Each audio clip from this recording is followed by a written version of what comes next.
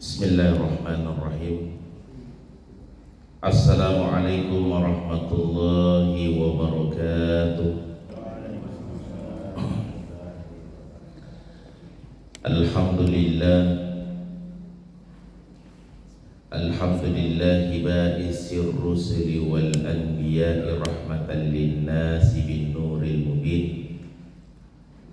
Wassalatu wassalamu ala sayyidina Muhammadin asrafil mursalin wa ala alihi tahirin. Ashhadu an la ilaha illallah wahdahu la syarika lahu arhamur rahimin. Wa ashhadu anna sayyidina Muhammadar rasuli rabbil alamin. Allahumma salli wa sallim ala sayyidina Muhammadin wa ala alihi wa ashabihi ajmain. Amma ba'd. Qala Allah Ta'ala fi kitabihil karim wa huwa asdaqul qailin. A'udzu billahi minasy syaithanir rajim. Bismillahirrahmanirrahim. Ya ayyuhalladzina amanu isbiru wasabiru wa rabitu wattaqullaha la'allakum tuflihun. Wa qala aidan qala an-nabiyyu alaihi salatu wassalam as-sabru inda as-sadmatil ula. Rawahul al-Bazzar wa Abu Ya'la. Sadaqallahul azim wa sadaqa rasulil karim wa nahnu ala dhalika minasyahidin wasyakirin walhamdulillahi rabbil alamin. Hadirin wal hadirat jamaah Masjid Al-Mukhlisin yang insyaallah seluruhnya dimuliakan, dirahmati Allah Subhanahu wa taala. Alhamdulillah, pada subuh hari ini Allah Subhanahu wa taala masih memberikan kita kesehatan serta kesempatan sehingga kita bisa kembali beraktivitas mengisi masjid ini dengan berbagai kegiatan ibadah yang salah satunya kita telah laksanakan bersama, yakni salat subuh secara berjamaah. Semoga kita berharap salat subuh yang kita laksanakan secara berjamaah insyaallah diterima di sisi Allah Subhanahu wa taala. Jamaah yang insyaallah dimuliakan, dirahmati Allah, pada subuh hari ini kita akan mengambil sedikit tema yang mungkin bahasa ini agak mudah biasanya diucapkan, tetapi dalam pelaksanaannya ini yang agak susah, yaitu sabar dalam Al-Quran. Kata sabar dalam bahasa Arab, as-sabru, itu artinya menahan diri dari keluh kesah. Kalau huruf sodnya berbaris kasrah, as-sibru, itu diartikan sebagai obat yang pahit, yang sangat terkenal pahit dan tidak menyenangkan. Kemudian ada pula yang mengartikan dari kata sabar itu dari kata sabra yang tertuju pada makanan. Ada juga sabar itu diartikan mengumpulkan, memeluk atau merangkul. Sebab orang yang sabar itu yang merangkul atau memeluk dirinya dari keluh kesah. Dalam Al-Quran ada sekitar 103 kali kata sabar beserta turunannya disebutkan di dalam Al-Quran. Nah, sehingga kami mencoba mencari, mengumpulkan arti kata sabar ini, ada beberapa pendapat yang kita coba akan ambil. Yang pertama, menurut Quraisy Shihab dalam bukunya Secercah Cahaya Ilahi, sabar itu artinya menahan diri atau membatasi jiwa dari keinginannya demi mencapai sesuatu yang baik atau lebih luhur. Kedua, menurut Ibnu Qayyim Al-Jauziyah, sabar itu diartikan menahan diri dari rasa gelisah, cemas dan amarah, menahan lidah dari keluh kesah, dan menahan anggota tubuh dari kekacauan. Ini menurut Ibnu Qayyim Al-Jauziyah. Yang ketiga, menurut Ahmad Mubarak, sabar itu adalah tabah hati tanpa mengeluh dalam menghadapi godaan dan rintangan dalam jangka waktu tertentu dalam rangka mencapai tujuan. 4. Menurut Muhammad Rabbi Muhammad Jauhari, sabar adalah bertahan diri untuk menjalankan berbagai ketaatan, menjauhi larangan, dan menghadapi berbagai ujian dengan rela dan pasrah. Kemudian yang kelima, dalam kitab At-Ta'rifat karangan Asy-Syarih Ali Muhammad Al-Jurjani itu disebutkan bahwa sabar adalah sikap untuk tidak mengeluh karena sakit, baik karena Allah Subhanahu wa taala, apalagi bukan karena Allah. Itulah sebabnya Allah Subhanahu wa taala memberikan pujian atau semacam penghargaan terhadap kesabaran Nabi Ayyub alaihi salam. Kemudian yang keenam, menurut Tustari, beliau menyampaikan bahwa tidak disebut dengan satu perbuatan jika tanpa sabar, dan tidak ada pahala yang lebih besar daripada sabar, dan tidak ada bekal yang paling baik kecuali takwa. Inilah beberapa dari tadi pengertian sabar menurut beberapa tokoh-tokoh yang memberikan pengertian tentang sabar. Kemudian yang kedua, dalam Al-Quran kesabaran sering dikaitkan dengan sifat-sifat mulia lainnya, misalnya dengan keimanan, syukur, salat, ikhlas, tawakal, dan takwa. Nah, coba sekarang kita coba lihat dalam Al-Quran. Yang pertama, sabar itu mendekatkan diri dan mendapat pertolongan dari Allah Subhanahu wa taala. Nah, ini kita bisa lihat dalam Al-Quran surah Al-Baqarah ayat 135. Allah Subhanahu wa taala berfirman, "Ya ayyuhalladzina amanu ista'inu bis-sabri was-shalah, innallaha ma'as-sabirin." Wahai orang-orang beriman, mohonlah pertolongan kepada Allah dengan sabar dan sholat. Sesungguhnya Allah beserta orang-orang yang sabar. Kemudian ayat berikutnya yaitu surah Al-Imran ayat 125. Bala in tasbiru wa tattaqu wa ya'tukum min fawrihim hadza yumdidukum rabbukum bi khamsati alafin minal malaikati musawwimin. Ya, cukup jika kamu bersabar dan bertakwa ketika mereka datang menyerang kamu secara tiba-tiba, niscaya Allah akan menolongmu dengan 5.000 malaikat yang memakai tanda. Nah, ternyata ini dalam surah ini Al-Baqarah ayat 135 dan surah Ali Imran ayat 125.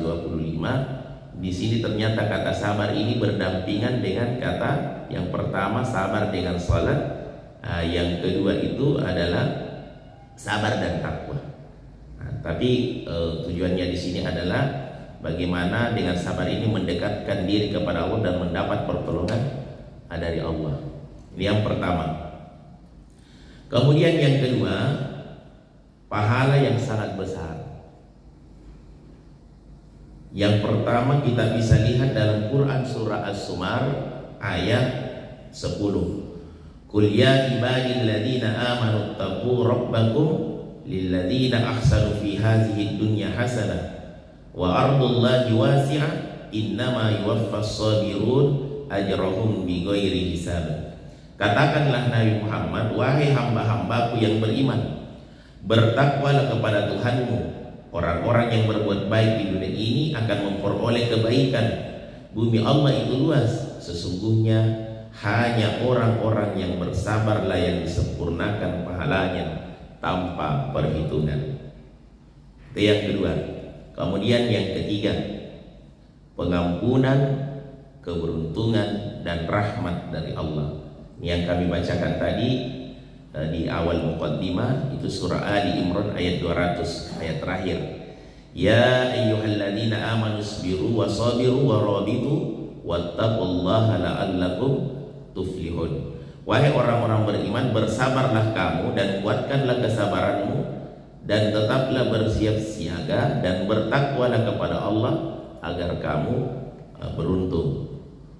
Kemudian di surah An-Nahl ayat 96, ma indakum yanfad wa ma indallahi baqa wa lanajziyanna alladziina sabaru ajrahum bi ahsani ma kanu ya'malun. Apa yang di sisimu akan lenyap dan apa yang ada di sisi Allah adalah kekal, dan sesungguhnya kami akan memberi balasan kepada orang-orang yang sabar dengan pahala yang lebih baik dari apa yang telah mereka kerjakan. Nah, ini tadi ayat-ayat yang mendukung tentang bagaimana sabar tersebut. Selanjutnya yang kedua, dalam hadis ini ada beberapa yang kami temukan. Yang pertama, ternyata sabar ini adalah ujian kehidupan. Kalau Nabi alaihi salatu wassalam, as-sabru inda sadamatil ula. Dari Abu Hurairah radhiyallahu anhu, Rasulullah sallallahu alaihi wasallam bersabda, sabar itu ketika pertama kali mendapatkan musibah. Dan ternyata memang kalau kita ditimpa musibah, memang sifat sabar ini yang selalu dimunculkan. Ya, sama kemarin waktu diagendakan kita mau ke Malino, ya, tiba-tiba dikena padi. Ya, kalau bahasa Makassar jadi kena badi, pembanding, sehingga tidak bisa berangkat. Nah, ini sampai sekarang suara masih seperti ini karena pengaruh itu. Karena memang ternyata ini pengaruh hujan, sudah panas, hujan lagi, sudah hujan panas lagi. Nah, jadi sehingga kalau daya tahan tubuh kita tidak bisa maksimal, seperti inilah, harus sabar. Jadi minta maaf Rob tidak bisa bergabung kemarin, padahal kalau saya lihat pemandangannya kemarin, subhanallah, kayaknya bisa diagendakan guru untuk kedua kalinya lagi ke sana. Ya, tapi kita pilih-pilih lagi waktu yang tepat. Karena saya terasa kepingin kemarin itu berada di tengah-tengah para jamaah semua ketika berhadir. Bagaimana Ustaz Rahmat memimpin dari tadi sejadi MC, ada Pak Imam, ada Pak Ketua serah terima Al-Quran, itu semua momen-momen yang menurut saya perlu kita ulang kembali. Tapi kembali lagi ya harus sabar. Itu yang pertama. Yang kedua, sabar dalam ibadah dan mencari ridha Allah Subhanahu wa taala. Rasulullah sallallahu alaihi wasallam bersabda, ahabbul a'mali ila Allah taala adwamuha wa in qall. Amal yang paling dicintai Allah adalah amal yang dilakukan secara terus-menerus meskipun sedikit. Nah, jadi betul sekali ini kata Rasulullah. Jadi kalau ada amalan meskipun dia kecil tapi dia continue secara terus-menerus, itu jauh lebih disukai Allah ketimbang ada amalan yang hanya mungkin sekali saja kita kerjakan. Kemudian waqala alaihi salatu wassalam, ma tajjara abdun jur'atan afdalu indallah min jur'ati ghaizin qazamaha btigha'a wajhillahi ta'ala. Dari Umar radhiyallahu anhu, Rasulullah sallallahu alaihi wasallam bersabda, tidak ada seorang hamba yang meneguk satu tegungan menerima musibah yang lebih utama di sisi Allah daripada satu tegukan yang berat yang ditahan untuk mencari ridha Allah Subhanahu wa taala. Kemudian yang ketiga, sabar dalam hubungan sosial. Tidaklah seorang mukmin menjalin hubungan yang baik dengan saudaranya kecuali dia telah sabar terhadap sifat buruk yang muncul dari saudaranya tersebut. Di riwayat yang lain dari hadis riwayat Abu Nuaim, "Lau kana sabru rajulan lakana rajulan kariman." Jika kesabaran itu adalah seorang laki-laki, maka sungguh ia adalah laki-laki yang mulia. Yang terakhir hadirin yang dimuliakan Allah, manfaat sabar dalam kehidupan sehari-hari. Yang pertama adalah mengatasi cobaan hidup. Nah, ini biasanya kan kalau kita ditimpa musibah, siapa tahu salah satu di antara kita kemarin ada jamaah kita yang mungkin kalau kita mengingat tempat kemarin, ya baik itulah hasil karyanya beliau, Pak Jupri. Nah, itu kan ketika pada saat dikena kita musibah, ya itu untuk mengatasi cobaan hidup. Ada juga kita punya orang tua Pak Haji Latif yang baru-baru kehilangan istri tercinta. Nah, itu kan semua untuk menguji gimana cobaan hidup kita. Mampukah kita bersabar ketika pada saat ditimpa musibah seperti itu. Yang kedua, meningkatkan hubungan sosial.